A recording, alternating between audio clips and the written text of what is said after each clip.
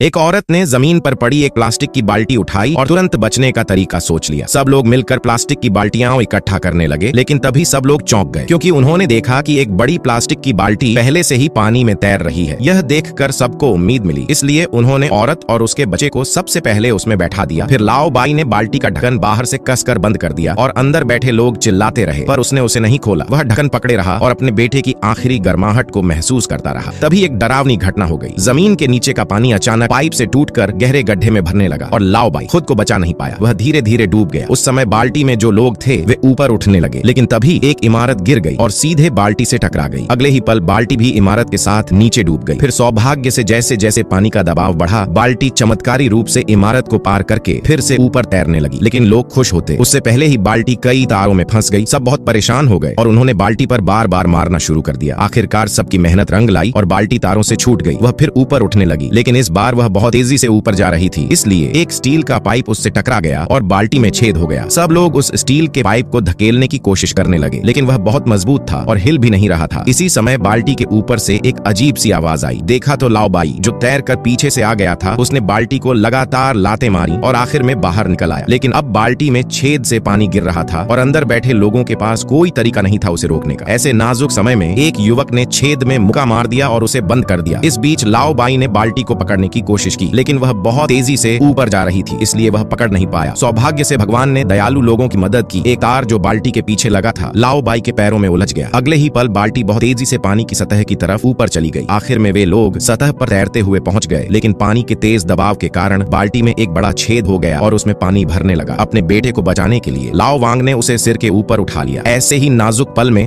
बाल्टी का ढक्कन खुल गया और लाओ बाई जो आपदा से बच गया था फिर से आ गया। जब बचाव दल को उनका संकेत मिला तो उन्होंने तुरंत उन्हें निकालने के लिए क्रेन मंगवाया।